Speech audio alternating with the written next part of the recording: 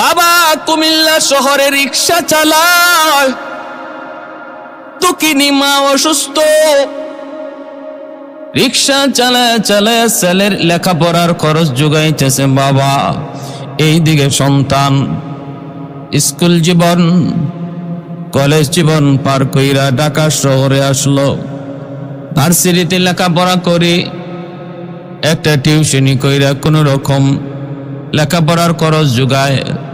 বাবা একা রিক্সা চালায়া সন্তানের ভার্সিটির খরচ যোগানো বড় কষ্টকর, তবু বাবা রিক্সা চালায় সন্তানের একটা উজ্জ্বল ভবিষ্যৎ দেখার জন্য, সন্তানের সুন্দর একটা জীবন দেখার জন্য।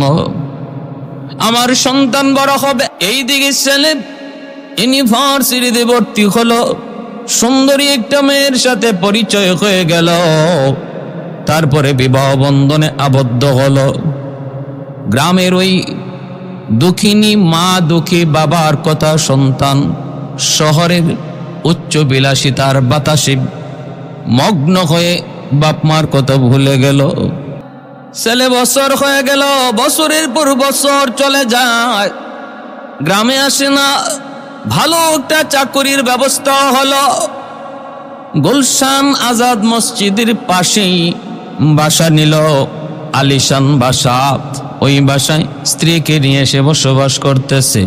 দিন যায় রাত যায়, মার কথা বাবার কথা যেন ভুলে গেল। এইদিকে স্ত্রীও তাকে বাপ মার কথা ইয়াদ হদে সাহায্য করে না, বরং বাপ মার কথা ভুলে যাওয়ার জন্য স্ত্রী যদ্দূর করার তা করে। আজকে ওই যুবক অফিসে যায়, বাসায় আসে, এইভাবে দিন চলছে। ওইদিকে গ্রামের বাড়িতে দক্ষিণী মা আর বাবা শুধু সন্তান সন্তান করে আহাজারি করে। একবার যদি সন্তানটা আসতো, একবার যদি সন্তানটারে দেখতে পাইতাম। মা দক্ষিণী আর সইতে পারে না, বাবাকে পাঠায়, অনুরোধ করে, স্বামী গো একটু যাও না,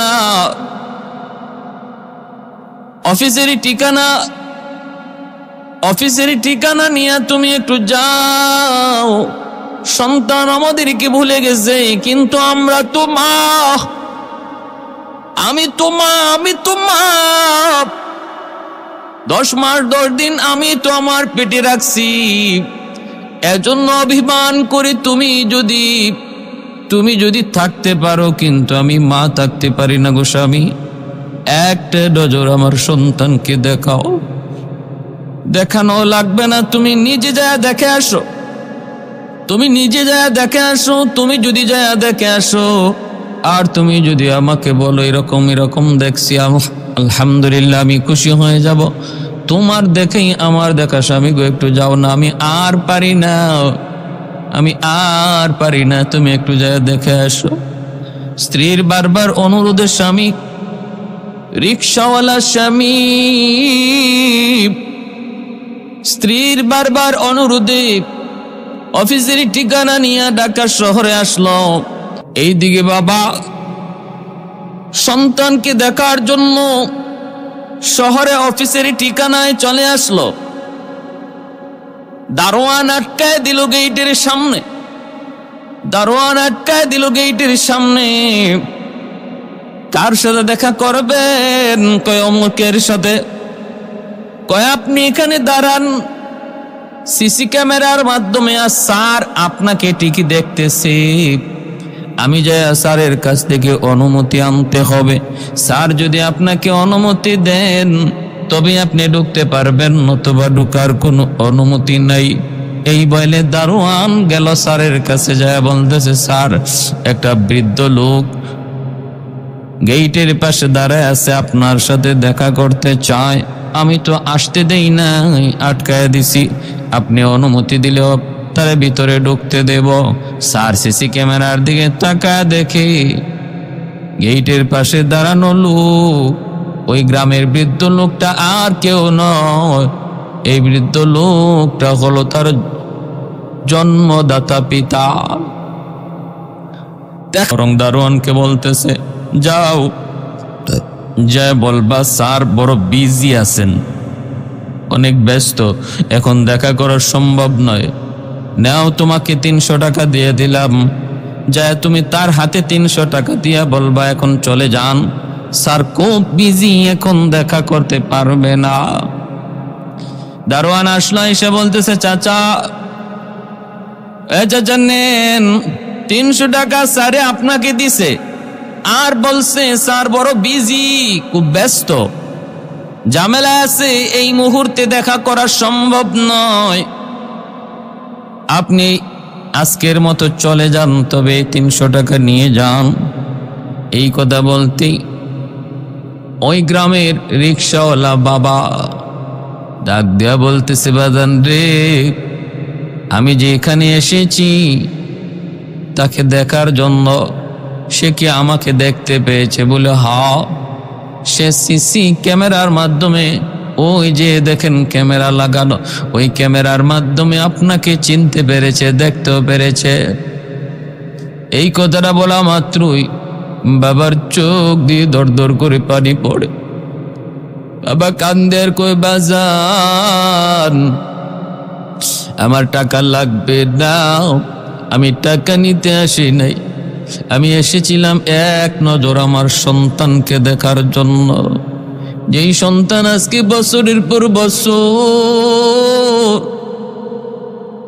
বাবাকে ভুলে রইল, মাকে ভুলে রইল, যেই সন্তানের কারণে আজকে মা শুধু সন্তান সন্তান করে করে বিছানায় পড়ে যায়, ওই সন্তানকে এক নজর দেখতে এসেছিলাম রে বাজান। আমি ভিক্ষা নেওয়ার জন্য আসি নাই, কোনো সাহায্যের জন্য আসি নাই। দারোয়ান বলতেছে, চাচা তাহলে আপনি বুঝি আমার স্যারের আব্বা? বলে হ্যাঁ, আমি হলাম তোমার স্যারের বাবা, জনম দুঃখী বাবা, আমি তোমার স্যারের উপযুক্ত বাবা হতে পারি নাই, তোমার স্যারের উপযুক্ত বাবা হতে পারি নাই রে বাবা। তখন ওই দারোয়ান বলতেছে, চাচা কষ্ট নিয়েন না, স্যার বুঝি আজকে বছরের পর বছর বাড়িতে যায় না, মাসের মাস বুঝি আপনাদেরকে খরচের টাকা দেয় না।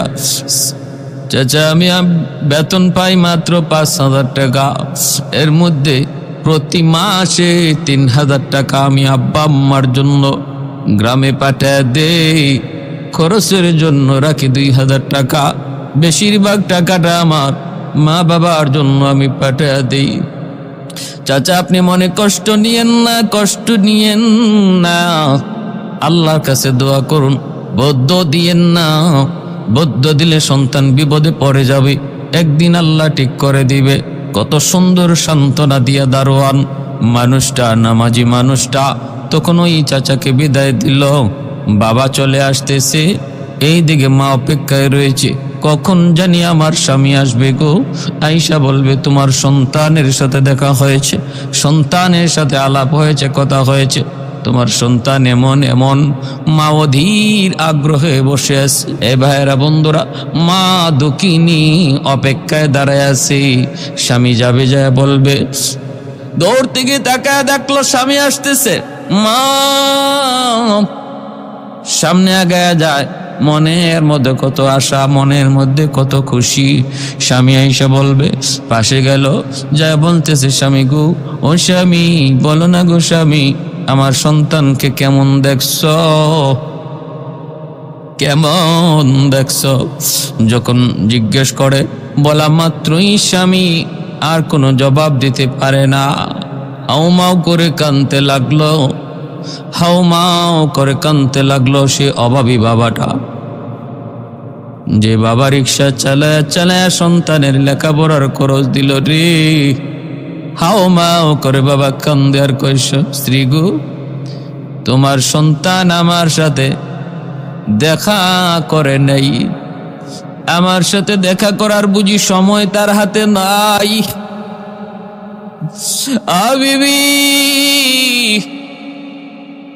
আমি তো গেটের পাশে দাঁড়ানো ছিলাম, সিসি ক্যামেরার মাধ্যমে নাকি তোমার ছেলে আমাকে দেখছে, দারোয়ান যে খবর দিছে, কিন্তু ছেলে আমাকে চিনার পরও বলতেছি যে বল, আমি বড় ব্যস্ত, দেখা করার সময় নাই। 300 টাকা পাঠিয়ে দিছে আমার খরচের জন্য। আমি দারোয়ানকে বললাম, দারোয়ান, আমি টাকা পয়সা নেওয়ার জন্য আসি না, আমি তো আসছিলাম এক নজর সন্তানকে দেখার জন্য। আমি তখন টাকাটা ফেরত দিয়া বললাম, বাবা আমি চলে গেলাম, তোমার টাকাটা তোমার বসের কাছে পৌঁছে দিও। আর বইল, গ্রাম থেকে যে বৃদ্ধ মানুষটা এসেছিল, তুমি যদি না চিনে থাকো সে তোমার বাবা। এই কথা বলা মাত্রই দুঃখিনী মা দাঁড়ানো থেকে মাটিতে বসে গেল কপালে হাত দিয়া, আর বলতেছে, বাজান রে, ও বাজার, কেমনে তুই মাকে ভুলে রইলি, কেমনে তুই ভুলতে পারলি? যেই মা তোরে 10 মাস 10 দিন পেটে রাখলো, যেই মা তোরে রাতের পর রাত জায়গা জায়গা পাহারা দিল, যেই বাবা নিজে না খায়া তোর ঔষধের ব্যবস্থা করলো, যেই বাবা দিন না শুধু রাতের বেলা রিক্সা চালায় চালায় তোর লেখাপড়ার জন্য খাতা কলম কিনে দিল, কেমন করে তুই বাপ মাকে বলে রইলি? বাজান, দুনিয়াতে আমার যে আর কেউ নাই, আমার তো আর কোনো সন্তান নাই, একমাত্র তুমি সম্বল ছিলি। কেমন করে বাপ মারে ভুলে রইলি?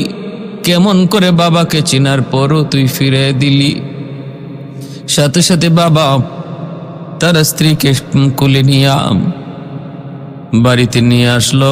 আসতে পারে না, পরে যায়। সান্ত্বনা দিয়া দিয়া স্বামী স্ত্রীকে নিয়ে ঘরে আসলো। ভাইরা বন্ধুরা, এইভাবে মা দুঃখিনী, শুধু তার মুখের হাসি নাই, কান্না আর কান্না, চোখ থেকে শুধু পানি ঝরে, পানি আর শুকায় না। ঈদ যায়, ঈদের চাঁদ যায়, বাপ মার মুখে একটু হাসি নেই। ঈদের চাঁদে সবাই আনন্দ করে, কিন্তু ওই দুঃখিনী মা, দুঃখী বাবার চেহারায় কোনো আনন্দ নাই, চোখে মুখে কোনো হাসি নাই। এ ভাই, কিছুদিন পরে মা বলতেছে, স্বামী গো, আমি বাঁচবো না গো স্বামী, আমি মনে হয় বাঁচবো না, এক নজর আমার সন্তানকে দেখাও, এক নজর দেখাও। ও স্বামী, আমাকে নিয়ে চলো, আমিও শহরে যাব, যাই দেখি কেমন করে সন্তান আমাদের সাথে দেখা না দেয়। স্বামী অপারগ হয়ে বারবার স্ত্রীর পীড়াপিড়িতে স্ত্রীকে নিয়ে কুমিল্লা শহর থেকে ঢাকার উদ্দেশ্যে রওনা দিল। কষ্ট করে পৌঁছে গেল। স্বপ্ন, সারাটা রাস্তা জুড়ে একই স্বপ্ন, আমার সন্তানকে দেখব। একই নিয়মে গেইটের পাশে দাঁড়ায়। দারোয়ান বলছে, চাচা আপনি তো সেই দিনের চাচা, কিন্তু দাঁড়াইতে হবে, স্যারের অনুমতি ছাড়া কোনোভাবেই আমি যাওয়ার সুযোগ দিতে পারি না, নতুবা আমার চাকরিটা চলে যাবে। চাচা, আমি বুঝতেছি আপনার মনের ব্যথা, মনের কষ্ট, কিন্তু আমার চাকরি বাঁচাইতে হলে অনুমতি নিতে হবে, একটু দাঁড়ান। আবার গেল যায়, আবার যখন বলল, স্যার একটু তাকায় দেখেন। দারোয়ান, আমি দারোয়ান বলতেছি, একটু তাকায় দেখেন ক্যামেরার দিকে। গেটের পাশে একজন মানুষ স্ত্রীকে নিয়ে হাজির হয়েছে, আমি ঢুকতে দেই না, আপনার অনুমতি ছাড়া আমি কি তাদেরকে ঢুকতে দেব নাকি, একটু দেখেন। স্যার তাকায় দেখলো, ওই মানুষটা হলো তার বাবা, আর ওই মহিলাটা হলো তার দুঃখিনী মা, দুঃখিনী মা আর জনম দুঃখী বাবা। তখনও দিল নরম হয় না রে ভাই, শক্ত পাষাণ দিল নরম হয় না। আবার ওই দারোয়ানকে ডাক দিয়া বলতেছে, যায় বলবি আমি বড় ব্যস্ত, আমার সময় নাই, সুযোগ নাই, 1000 টাকা নিয়ে নে, দেখবি আজকে চেষ্টা করবি টাকাটা দেওয়ার জন্য। দারোয়ান আইসা আবারও বলতেছে, চাচা মাফ করবেন, মাফ করবেন চাচা, দুনিয়াতে আমি এমন সন্তান দেখি নাই যে সন্তান মা বাবাকে দেখার পরেও সে দেখা করতে রাজি নয়। চাচা 1000 টাকা আপনাদেরকে দিয়া বলছে চলে যেতে। এই কথাটা শোনা মাত্রই দুঃখিনী মা গেইটের পাশে আল্লাহ আল্লাহ কইয়া ডাক দিয়া পড়ে গেল। ভাইরা বন্ধুরা, স্বামী কোলে নিয়া কোন রকম কষ্ট করে করে বাড়িতে পৌঁছলো। ওই যে মা বিছানায় পড়ছে, এই মা আর বিছানা থেকে উঠে নাই, জীবনের শেষ পড়া পড়ে গেল। ভাইরা, বাপ মা পুরা আশাবাদ দিয়ে দিল সন্তান আর আমাদের কাছে আসবে না, আমাদেরকে চিরতরে ভুলে গেছে। এইভাবেই দিন যায় রাত যায়, ছেলে তো অন্ধকার জগতে ডুবে আছে। সে প্রাচুর্য দুনিয়ার শান শৌকত বিলাসিতার মধ্যে মগ্ন হইয়া দুঃখী বাবা দুঃখিনী মায়ের কথা চিরতরে ভুলে গেছে। ভাইরা বন্ধুরা, মনে রাখবেন, যতই আপনাকে আপনার নফস গুনার সাগরে ডোবায় রাখুক, একটা সময় কিন্তু অন্তরের ভিতরে আপনার নফসে মুতমাইন্না পবিত্র আত্মা মাঝে মাঝে আপনাকে সতর্কবাণী দিবে।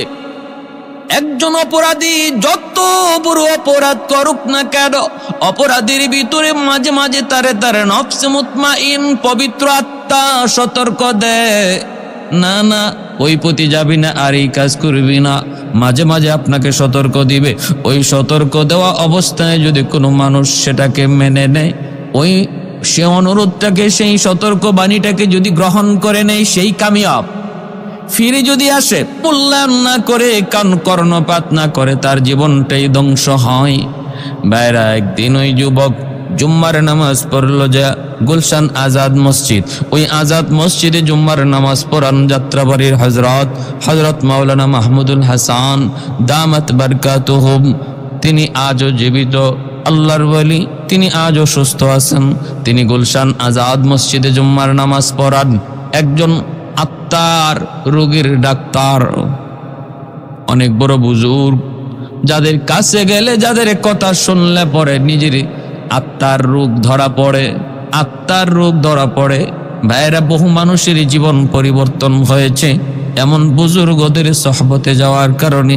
এজন্যই তো আল্লাহ বলেছেন, যদি তুমি একজন খাঁটি মুমিন হতে চাও, তাকওয়াওয়ালা হতে চাও, তুমি তাকওয়াওয়ালাদের সংস্পর্শে যাও, আল্লাহওয়ালাদের সহবতে যাও, তাহলেই তোমার দৌলতে তাকওয়া হাসিল হবে। ইয়া আইয়ুহাল্লাযীনা আমানুত্তাকুল্লাহা ওয়া কুনু মা'আস সাদিকিন।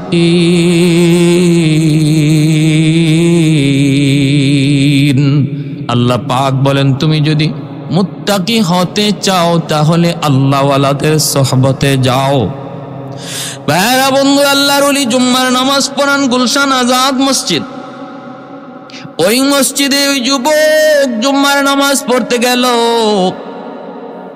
আল্লাহর ওলি ওই দিন জুম্মায় বয়ান করতেছেন মা বাবার হক নিয়া, বাপ মার খেদমত প্রসঙ্গ নিয়ে তিনি বয়ান করতেছেন। বয়ান প্রসঙ্গে তিনি বলতেছেন, আল্লাহ পাক বলেন, আল্লাহ পাক তার হাবিবকে জানিয়ে দিয়েছেন, রিদার রাব্বি ফি রিদাল ওয়ালিদাইন ওয়া সাকাতুর রাব্বি ফি সাকাতিল ওয়ালিদাইন। যেই সন্তানের উপরে তার বাপ মা রাজি, আল্লাহ তার উপর রাজি। যেই সন্তানের উপরে বাপ মা নারাজ, আল্লাহ তার উপরে নারাজ। এই হাদিস তিনি শুনাইলেন আর বললেন, দুনিয়াতে যদি তুমি কামিয়াবি চাও, দুনিয়াতে সফলতা চাও, উন্নতি চাও, তাহলে বাপ মার দোয়া লাগবে। আখিরাতে যদি জান্নাত চাও, তাহলে বাপ মার দিল লাগবে, বাপ মার অনুমতি লাগবে, বাপ মার সুপারি কি লাগবে, সার্টিফিকেট লাগবে। যদি সন্তানের ব্যাপারে বাপ মার সার্টিফিকেট ভালো হয়, নবী বলেন সন্তান পাবে জান্নাত। আর সার্টিফিকেট যদি খারাপ হয়, যত বড় বুজুর্গ হোক না কেন, যত আমলের পাহাড় নিয়ে উঠুক না কেন, বাপ মা যদি কয় ভালো না, তাহলে তার জন্য জান্নাত হারাম হয়ে যাবে। জাহান্নাম ওয়াজিব হয়ে যাবে। ভাইরা বন্ধুদের জন্য বলতেছে একটু মনোযোগ। ওই মসজিদে জুম্মার নামাজ পড়লো যুবক, জুম্মার নামাজ পড়লো। জুম্মার নামাজের ভিতরে আল্লাহর ওলি বাপ মার সেবার কথা যখন তিনি বয়ান করলেন, বয়ান করে করে শুনাইতেছেন আর বলতেছেন, রে দুনিয়ার সন্তানের দল, যদি বাপ মাকে খুশি করতে পারো তাহলে আল্লাহ খুশি, জান্নাত পাবা। আর যদি সন্তানের বিরুদ্ধে বাপ মার কোনো মামলা আল্লাহর আদালতে জমা হয়ে যায়, তাহলে এই সন্তান যত বড় নামাজি, যত বড় দিনদার হোক না কেন, বাপ মার মামলা যার উপরে আছে সে কোনোদিন জান্নাত পাবে না। মনে করতে পারো সেদিন তুমি মাপ চেয়ে নিবা। আরে শোনেরা করে যুবক, আখিরাতের ময়দান মাপ চাওয়ার জায়গা নয়, মাপ দেওয়ার জায়গা নয়। আখিরাতের জীবন ব্যবস্থাটা বড় কঠিন। মাপ দেওয়া মাপ নেওয়ার জায়গা হলো দুনিয়ার জগৎ। দুনিয়াতে সহজে কারো কাছ থেকে মাপ নেওয়া যায়, মাপ চাওয়া যায়, কিন্তু আখিরাতে আল্লাহর আদালতের সামনে মাপ চাওয়ার কোনো সুযোগ নাই। কেউ মাপ চাইলেও চাইতে পারে কিন্তু মাপ পাবে না। সন্তান মায়ের পরিচয় দেবে না, বাবা সন্তানের পরিচয় দিবে না, কেউ কারো পরিচয় দিবে না। কলিজার টুকরা সন্তানের পরিচয় মা দিবে না, বাবা দিবে না। আল্লাহ বলেন, ইয়াউমা ইয়াফিরুল মারউ মিন আখিহি ওয়া উম্মিহি ওয়া আবিহি ওয়া সাহিবাতিহি ওয়া বানিহি লিকুল্লি ইমরিইম মিনহুম ইয়াউমা ইযিন শাআনুন ইউগনি। সবাই সবাইকে নিয়ে ব্যস্ত থাকবে, কেউ কারো দিকে তাকানোর সুযোগ নাই। যার যার হালত নিয়ে সবাই ব্যস্ত। শুধু ইয়া নফসি, শুধু ইয়া নফসি, শুধু ইয়া নফসি। নবীরা পর্যন্ত ইয়া নফসি বলবে। এমন এক হালত হাসরের ময়দান, হাসরের মাঠ। অতএব ওই মাঠে সন্তান যদি বাবার কাছে যায় বলে, আব্বা মাফ করে দাও, বহু অন্যায় করে ফেলেছি, আব্বা মাফ করে দাও, কিন্তু বাবা মাফ দিবে না। মা যদি যায় বলে, মার কাছে যায় যদি বলে, মা অন্যায় করে ফেলেছি, আমাকে মাফ করে দাও, মাও মাফ দিবে না। বলবে, দুনিয়াতে আমার কোনো সন্তান ছিল না।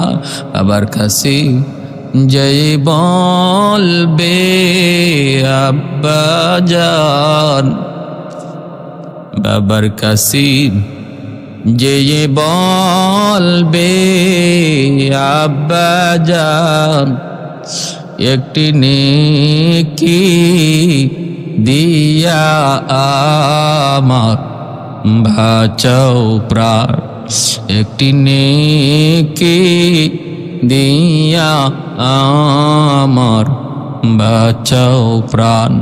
বাবা বলবি, কে গো তুমি, চিনি না, দুনিয়াতে সন্তান আমার ছিল না, দুনিয়াতে সন্তান আমার ছিল না।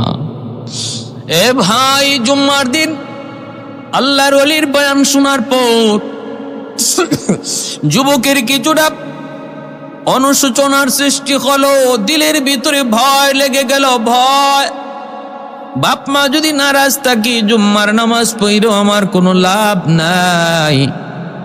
রমজান মাস ছিল, রমজানে রোজা রাইখেও কোনো লাভ নাই, মাসটা ছিল রমজান। জুম্মার দিন যদি বাপ মা নারাজ থাকে, জুম্মার রোজা, জুম্মার নামাজ, রমজানের রোজা দিয়েও কোনো লাভ হবে না।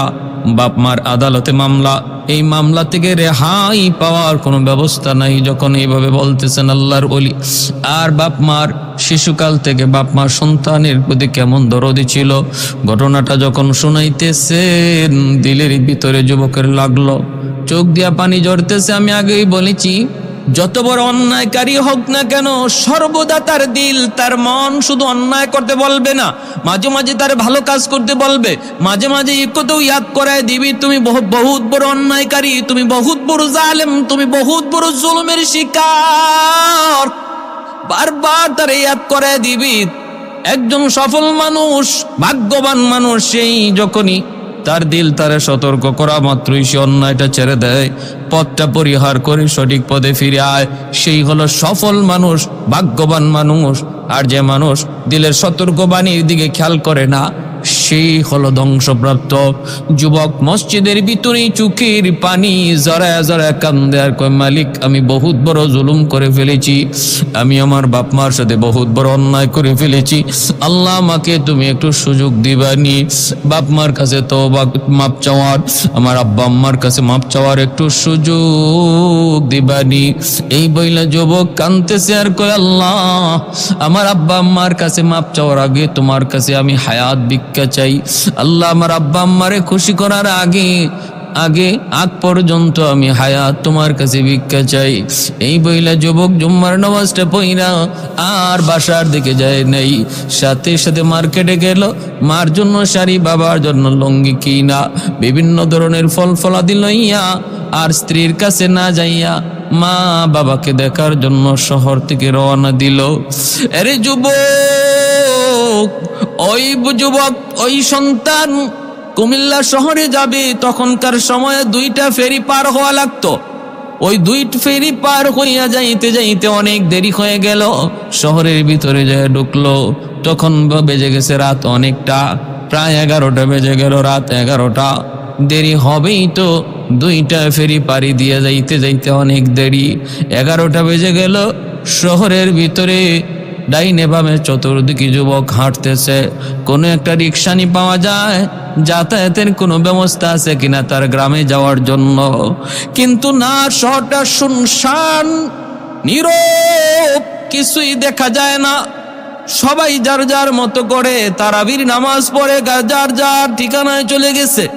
একজন মানুষকে পায়া বলতেছে, ভাইজান আমি তো অমুক গ্রামে যাইতে চাই, কিন্তু কেমনে যাব, কোনো রিক্সা মিক্সা কিছুই তো দেখি না।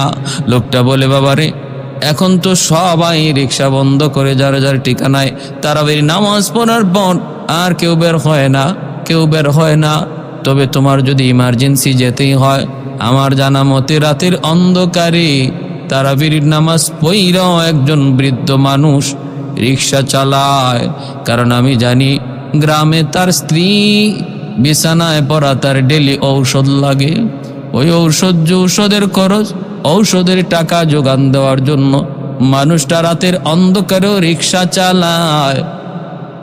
মনে হয় সে যাইতে পারে, তার কাছে যায় দেখো। যুবক বলতেছি, কোথায় গেলে পাবো? কই অমুক গলিতে যাও, যা দেখবা একটা দোকানের পাশে রিক্সাটারে রাইকা কনকনে শীতের মধ্যে বসে বসে কাঁপতেছে।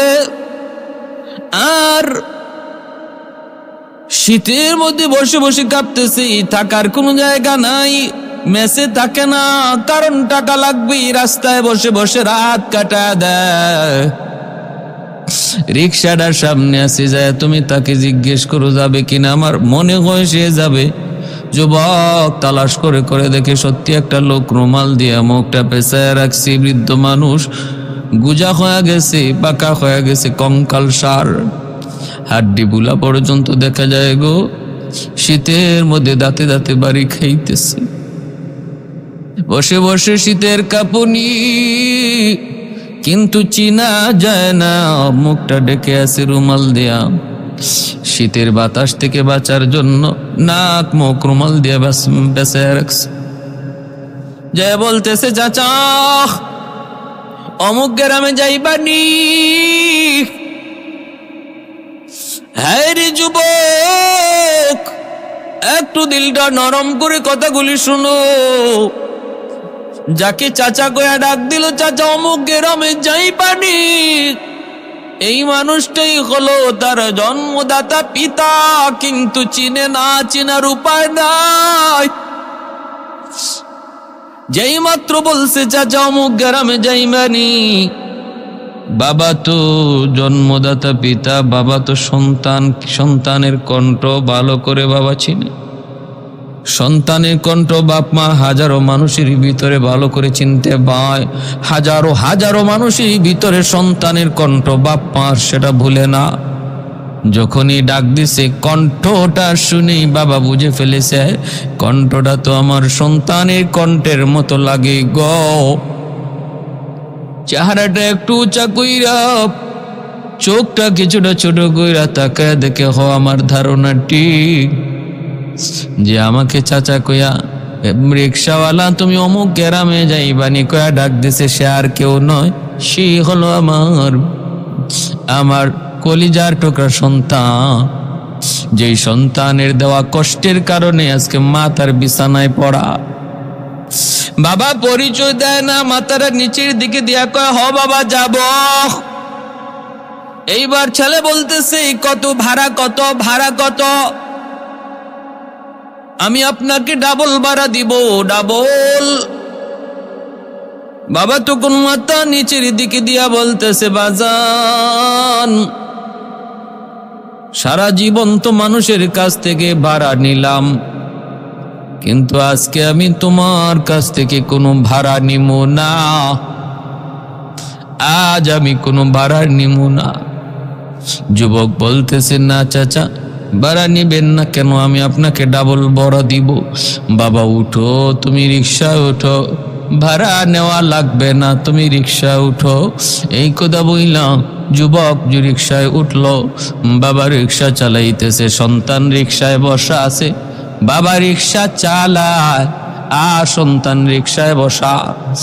দিন এইভাবে সামনের দিকে আগাইতেছে, বাবা রিক্সা চালায় আর চোখ দিয়া পানি জরে আর কান্দে আর বলতেছে বাজান রে, আজকে তুমি যার রিক্সায় চড়ে বসলা তুমি তো জানো না এই রিক্সাওয়ালা কেউ আর কেউ নয়, সেই তোমার বাবা, সেই তোমার জন্মদাতা পিতা। একটু উঁচু জায়গায় উঠা যায় না। মানুষটা সারাদিন রোজা রাখলো, কোন রকম ইফতার কইরা রিক্সা নিয়ে বের হয়ে গেল, গায়ে কোনো শক্তি নাই, উঁচা জায়গাটা রিক্সা নিয়ে উঠতে পারে না। ওই অবস্থায় ছেলেকে বলতেছে বাবা একটু রিক্সা থেকে নামো, আমি তো উঠতে পারতেছি না। ছেলে তখন বলতেছে কি ব্যাপার, তোমার এত দেরি হইতেছে কেন? আমার তাড়াতাড়ি যাওয়া দরকার, তোমার গায়ে শক্তি নাই, তুমি পারো না, তাহলে রিক্সায় উঠাইলা কেন? একটু গরম সুরে যখন কথা বলল তখনই বাবাই বলতেছে বাজান রে, সারাদিন ইফতার, সারাদিন রোজা রাইকা ইফতার করার কিছুই পাই নাই, কোন রকম একটু পানি আর একটা খেজুর খাইয়া এই রিক্সা নিয়ে আবার রিক্সা নিয়ে বের হয়েছি, এজন্য গায়ে শক্তি নাই। বাবা তুমি আমার ধমক দিও না, মাইরো না, না জানি তুমি ধমক দিতে যাই আবার হাত উঠাই ফেলো কিনা। বাবা এই বৃদ্ধ মানুষটা আর কেউ না, এই বৃদ্ধ রিক্সাওয়ালা হলো তোমার জন্মদাতা পিতা। বইলাই রুমালটা দিয়ে মুখটা খুললো, রুমালে ঢাকা মুখটা যখন খুললো সাথে সাথে সন্তান বাবাকে জড়ায় ধরে কাঁদতে লাগলো। জড়ায় ধরছে কারণ সন্তানের চোখ দিয়েও পানি, শুধু চোখে পানি, কখন মারে দেখবে, কখন বাবারে দেখবে। রাস্তার মধ্যেই বাবা নিজের পরিচয় দিয়া দিছে, বাবা আমি তোমার বাবা। যেই মাত্র দেখি যার রিক্সায় চড়ে আমি এত দূর পর্যন্ত আসলাম, যিনি কষ্ট করে করে রিক্সা চালাইয়া আমাকে এই পর্যন্ত নিয়ে আসলেন, আমার জন্মদাতা পিতা, পায়ে জড়ায় ধরে কয় আব্বা আমাকে মাফ করেন, আমি বহুত বড় অন্যায় করে ফেলেছি, বহুত বড় অপরাধ করে ফেলেছি, আমি বুঝি নাই, বাবা আমাকে মাফ করেন। মা কোথায়? কয় বাবা তোমার মা বিছানায় পড়ে আছে, মৃত্যুর সাথে পাঞ্জা লড়তেছে, কখন জানি মারা যায়, তার ডেলি ঔষধ লাগে, ডেলি ঔষধ লাগে, এই ঔষধের টাকা জোগাড় করতে আমার রাতের বেলাও রিক্সা চালাইতে হয়। এই বইলা যুবক বাবাকে জড়ায় দইরা দৌড় দিয়া বাড়িতে আসলো।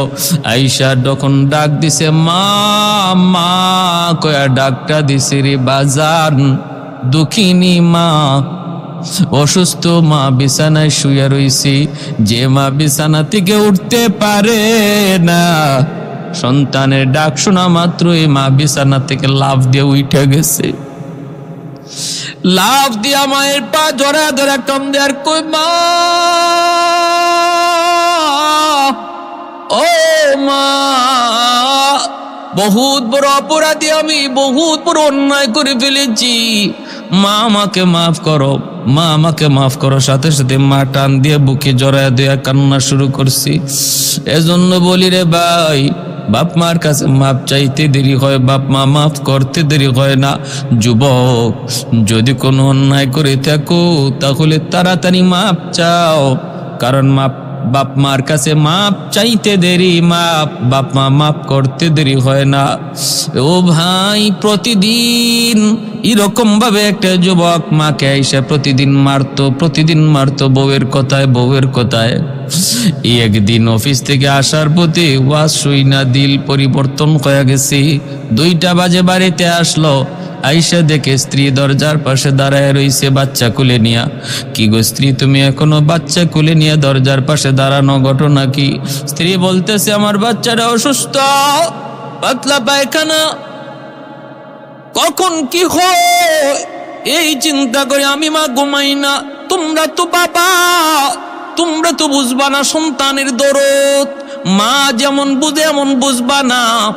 সারাদিন নয়, শুধু সারা রাত নয়, যদি মাসকে মাস বিছানা থেকে দাঁড়ায়া এইরকম দাঁড়ায়া সন্তান কুলে নিয়ে আমি কাটায় দিতে হয়, আমি পারবো, ঘুমে যাব না। এতটা দরদ কলিজায় সন্তানের। এই কথা শোনা মাত্রই ছেলে বলতেছে, আজকে তুমি যদি তোমার সন্তানের প্রতি এমন দরদ দেখাও, তোমার কথায় আমি প্রতিদিন আমার যেই মাকে মারি, ওই মাও তো শিশুকালে আমাকে এমন আদরটাই করছে, এমনও আদরটাই করছে, এমন মাটাই করছে। তাহলে আমি তো বহুত বড় অন্যায় পথে আছি। দৌড় দিয়ে আমার রুমের দরজার সামনে যায় ডাক শুরু করেছে, মা দরজা খোলো।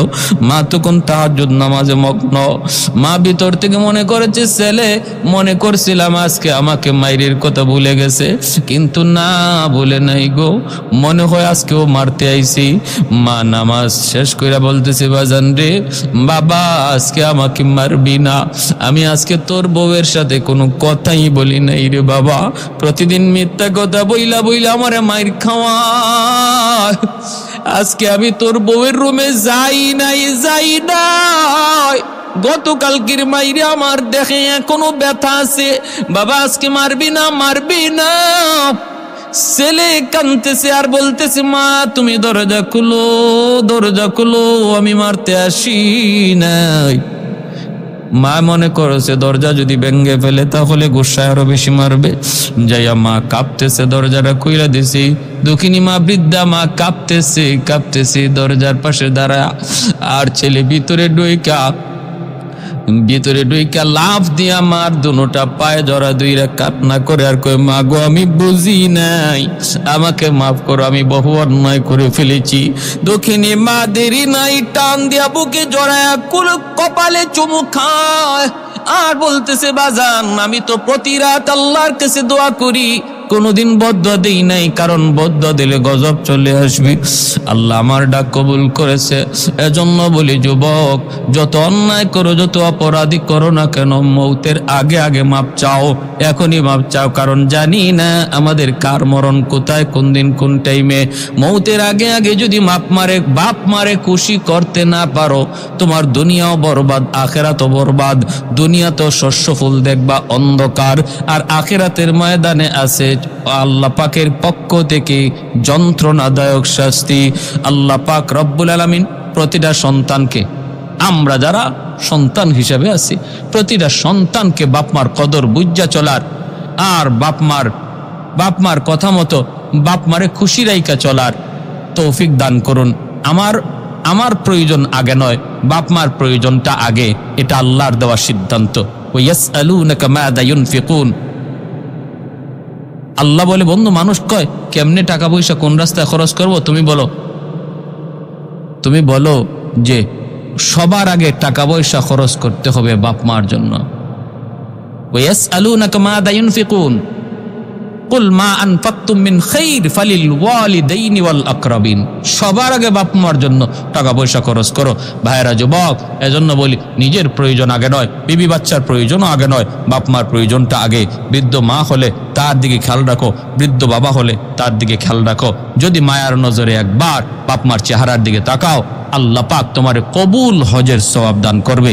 কখনো রাগান্বিত চেহারায় রক্ত চক্ষু নিয়ে বাপ মার দিকে তাকাইবা না, মায়ার নজরে যতবার তাকাইবা না, মায়ার নবী বলেন কবুল হজের সওয়াব আল্লাহ তোমার আমল নামায় দান করবে। আল্লাহ আমাদের সবাইকে কথাগুলো আমল করার তৌফিক দান করুন। ওয়া আখির দাওয়ানা আনিল হামদুলিল্লাহি রাব্বিল আলামিন।